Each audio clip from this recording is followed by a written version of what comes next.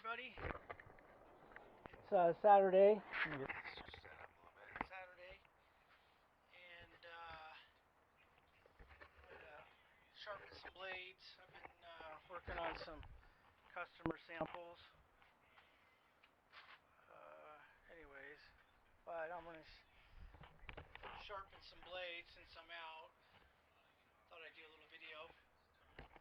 So what I use to start with, just your typical for changing oil, the oil catch you can buy. I don't know, I think maybe they're 20 bucks in the auto parts store. They'll fit all the blades that I need in there. You're going to need a little jar, and then most importantly, you're going to need some sodium hydroxide, also called lye, caustic soda beads. So typically they come 1 pound, 2 pound. Costs you between anywhere, depends where you find it, 12 to 20 bucks. I just pull it off of Amazon. I think the last one, I got the same brand because it works for me. There's some other ones on there that were for like 12 bucks. I hadn't used it before, so I don't know if there's a difference or not. I went ahead and bought the same brand, which was 16 with tax, 18 something. So anyways, you want to read the instructions. This stuff is very reactive. So you want to make sure you fill your container with water and then add your soda beads really slow and stir it as you put it in. So again, you want to watch out for that chemical reaction. It will heat up. So really important, do not close the jar or seal it. It will explode and you will have shards of glass flying everywhere. And I speak from experience. That's happened to me with that product, and also with there were some bottles down there of 2-part commercial bleach. Same thing happened to me with that. I mixed that up and I had it in a spray bottle, and it blew up on me. It blew bleach all over here. I had stuff bleached white in here for a couple years. Luckily, I was facing away when it happened, and I didn't get it in my eyes. But I did get it on my skin, and it irritated my skin. So I got really lucky. As far as the lye, I haven't had it explode on me, but I have heard some stories about that happening. So anything that heats up when it's mixed will cause and create pressure within that container.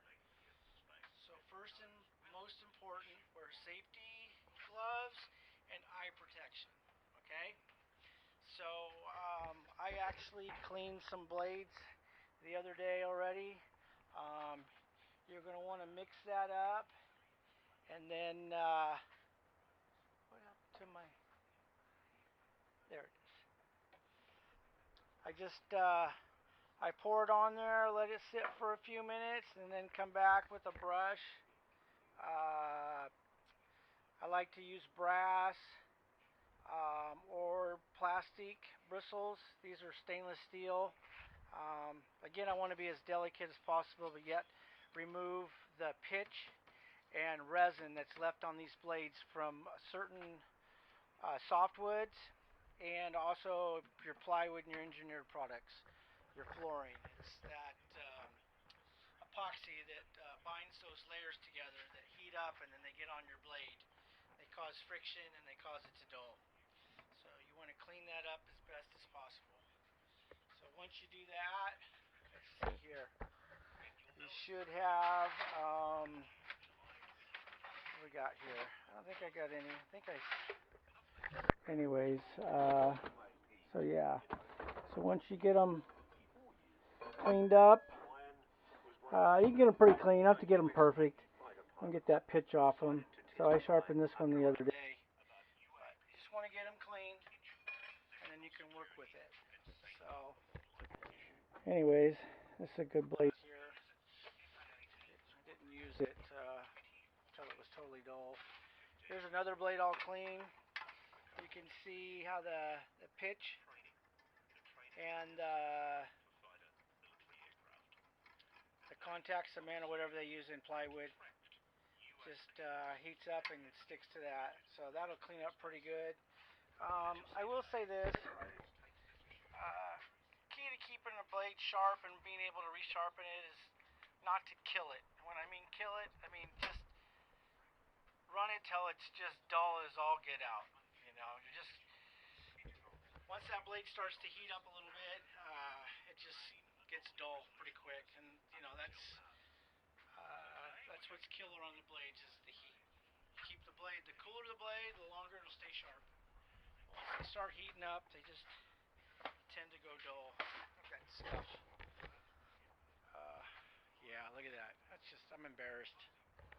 I'm on a new mission just to get rid of a bunch of stuff.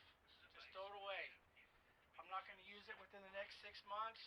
Throw it away. Unless it's something like staples, leveler, glue, sandpaper, stuff we use quite regularly. It's going. I'm done. I'm done. Finish. And then of course I'll have to keep every color a stain, but other than that, just gonna let it go. Just, I'm a hoarder. So, anyways, what do we got here? Okay. So, I'm gonna save that. I think we're gonna sharpen some. Oh, so I want to mention this. Festool has an awesome resharpening blade program. So for about 35 bucks, they'll resharpen any blade, at least for my track saw. So I think it's 35 bucks. It might have gone up. I haven't looked in a while. Um, but they got a great resharpening program, and I highly recommend that to sign up and use that. Great price. I think it's free shipping. I wait. I've got probably 10 blades that I send in, and I wait till I need to send in the 10, and I do it that way. So, okay. With that said, Every now and then I'm gonna be using the track saw on some wood that's, you know, might have nails in it or whatnot. When I'm cutting, say something that's already pre-existing on the floor or whatever. I will go online to Amazon and I will purchase this brand right here. there is another company. I'm not sure what the name of that brand is. I have it on the saw right now. We're cutting through some stuff, and there was, I use a magnet on top of your wood to find your staples, right? I mean, every floor guy should know that trick. Okay, so, anyways, so uh, we will. Let's see here. Let me get that back on there. Oh, there we go. We good? We're still good. Kind of a newer camera for me here. It's Acaso or whatever. Acaso. Anyways, so typically when you're cutting into the floor, say you're doing a repair or somebody wants to add a feature stripe or something, take a rare earth magnet and you can find the staple in the wood with the magnet right there. Come down, there's another one right there. So typically you can put the track saw on the floor, find where your staples are, and miss them. Sometimes it's not possible. Sometimes you do have to go through one. Anyways, so I recommend using a cheaper blade. These are not, I believe this one's not the 2.2 width. I believe it's the 2.0. so it won't line up exactly with your track where your splinter guard is. So keep that in mind. Um, the Festool is definitely a 2.2. That's the width. So width, or the kerf, I guess they call that the kerf. I'm not sure. Anyways, um, of the blade. So on your track saw, the way Festool sets it up, it's a 2.2. That's the blade they use. Your cheaper ones are either going to be 1.8 or 2.0. I believe this one's a 2.0. I believe that's a 2.0. Yeah. I got my last blade in this. It was called a Fox. That one was called a Fox SC. So, and that one is, there you go, 2.0, 160 by 2.0. Or maybe that one was 2.2. Anyways, something to be mindful of. Your cheaper ones Or a 1.8 or a 2.0. So anyway, something to be mindful of. Okay, with that said, and I've had good luck. I've had good luck with those knockoff blades. I have so far. I will say they don't seem to say sharp as long, but what I'm using them for, and I can resharpen them, and I don't have to worry about ruining them. So again, for my delicate work, I always go to Festool blade. I will say this, depending on what you're working with, I have pretty good luck with the, I think this one is a 28 tooth. It won't burn as quick. So when I'm making nosings, when I make nosings out of the pre-finished material, if the product will allow it. Let's see here, pre-finished. so.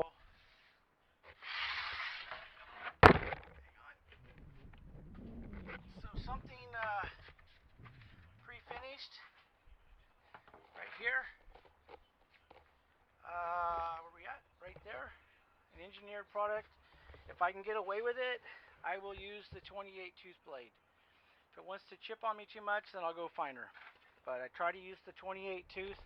I tend to get more lineal feet out of that blade before it starts to dull than the finer tooth. So try to use that one. That's typically a good all-around blade. I don't know what that one is. This one's got a couple more. That's a 28. 28. Hang on a second. Hang on a second. Where's that? 28. Where's that blade at? Hang on a second. Let me find it. Yeah. So 28. 28's a good all-around blade, and believe it or not, you get a nice cut with that 28 tooth blade. I'm really surprised. So, anyways, I highly recommend Festool's resharpening program, and I'm going to send this batch in here within the next week. All right, for the knockoffs, so right here. Okay, so let's see here. Let's see. I don't know if you can see me. I think you can see my sharpening thing here. Some lights going in here. What do we got here? There's that. Let's see here.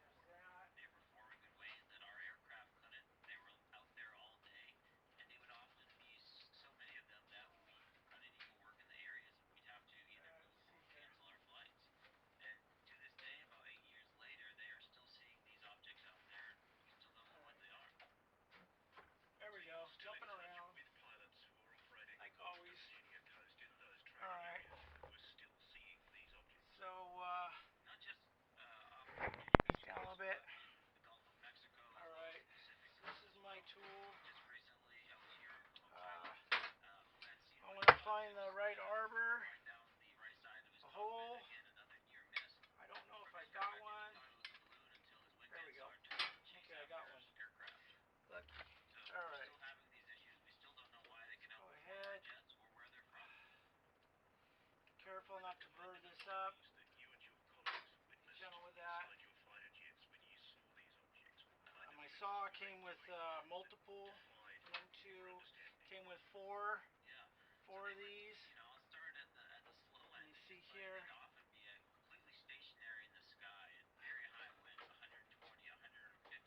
Okay. You don't want to lose those. These are super important. Don't lose those. You'll be screwed if you do. You have to go to a machinist and they'll make you another one, but finding a machinist that wants to do something for you today, unless you're friends with them, is pretty tough. Alright. So, what do we got here? What do we got? Alright, fits down in there. Nice and snug. Alright, so now, let's get this out of here. Let's get that out of here. I don't need that either. Alright, so, it's going to loosen my bevel. That one there loosens it so it can move. Let me see here. I want to see what I can see. Okay, that's pretty good. I like that. Okay, I'm gonna leave you guys right there. All right. So typically, oh, a little trick here. Mark your blade where you're gonna start, and I take a Sharpie and I'll mark the front of the blade. Okay, don't laugh at me. This is unprofessional blade sharpening. I can't afford $10,000 or $5,000 for the machine that can do this. I mean, I can imagine the machines that they do this, like Festool, their machine probably cost them $500,000 or more for that machine. Just put the blade in and it will do, so I'll only sharpen the face. When you deal with more professional, they'll sharpen the face and you might get the back grind as well. So anyways, there's where I'm starting. Why I do that. This machine is not like got all the knobs to fine tune it. So it's definitely a poor man's machine. Okay, I'm gonna loosen that up, loosen everything up, bring it in. Key here is to make sure that my front table there is flat with the table in the back here. They make other attachments. As far as those attachments go, basically threw them all away and figured out that do it by hand. They make attachments that go on here that allow you to go to each one and get the right. It wasn't as precise as what I felt I could do with my hand. So anyway, okay. So let's get a blade in. I mean, oops.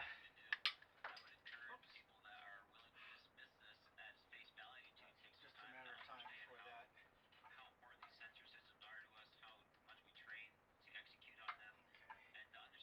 Just using the light to, I can see the shadow. I can see where I need to start. Basically, my blade or my grinding disc is set straight up and down, and the only thing I'm controlling is the pitch. Okay, so I got my first one. I get an idea where I think it needs to be. I will go in. Okay, I'm gonna back this out. Okay, so it will only let me go so far in. So I'm gonna go right there. Okay, as far in as I can go. Now, I like the angle I'm at.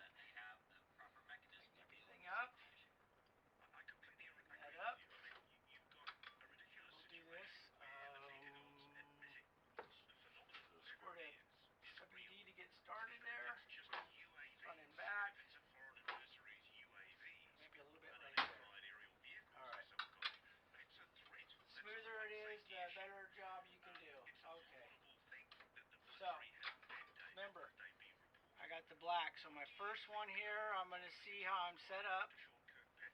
Again, I put it on there, got it on there, look at my light, got my shadow, everything seems to be pretty flush. Okay.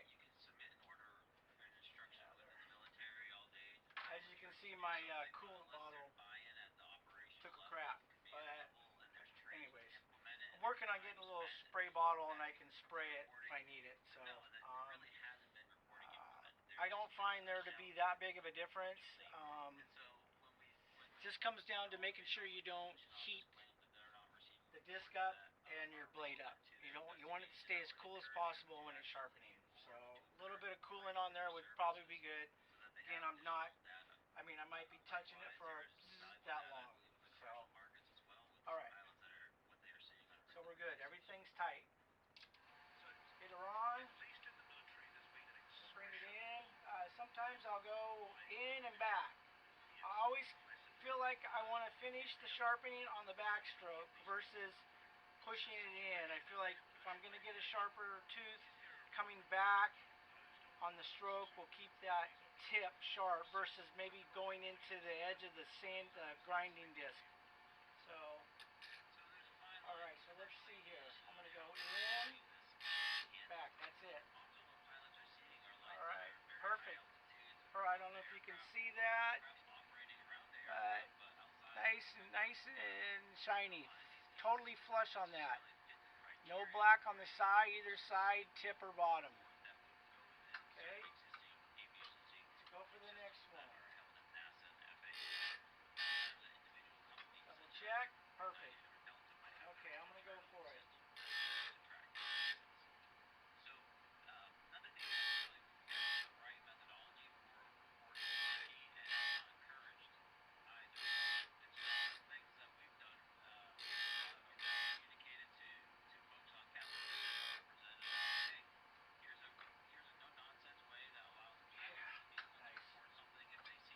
I tend to have better luck with certain. Got a little hung up there.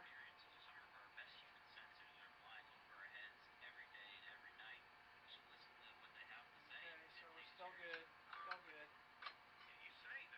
Remember that the smoother this is,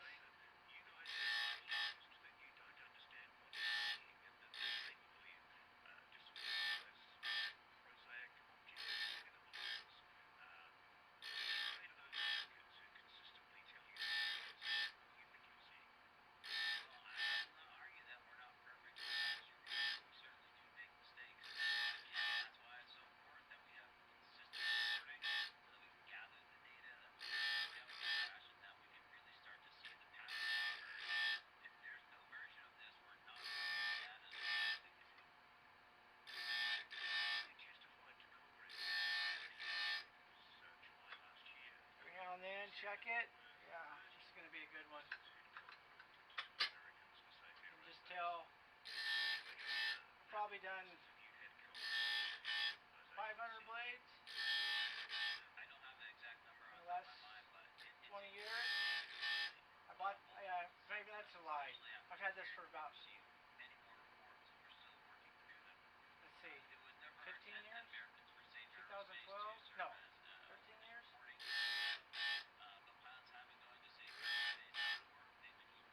So when I first got it, I set it up just like they wanted me to, and it was frustrating. Piece of crap. Then I said, you know what?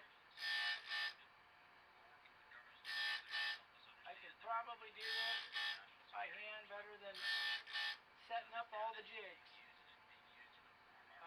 Sure enough,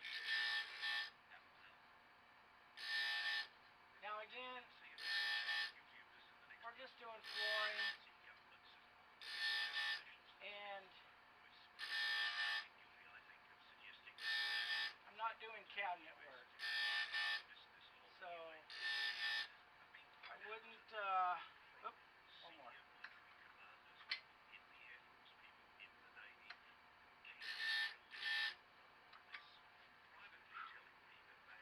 Wants to cut me, I can feel that. That's a good sign. All right, so that's what we got. So yeah, I set up all the little jigs and stuff. Here's part of it right here. This goes, this here goes on here, and then this does something else, and then the gullet, I guess that's what they call it. It stops on the gullet, so the next blade comes in and it'll sharpen that blade, and it stops it. So I guess you're not. It's it's getting each blade pretty close, but as sloppy as this whole thing is, it was like, you got to be kidding me. So I used it. Yeah, that's a good blade right there. Takes some work. So I used it. I think I got this on a good deal. I spent less than $150 for it when I bought it.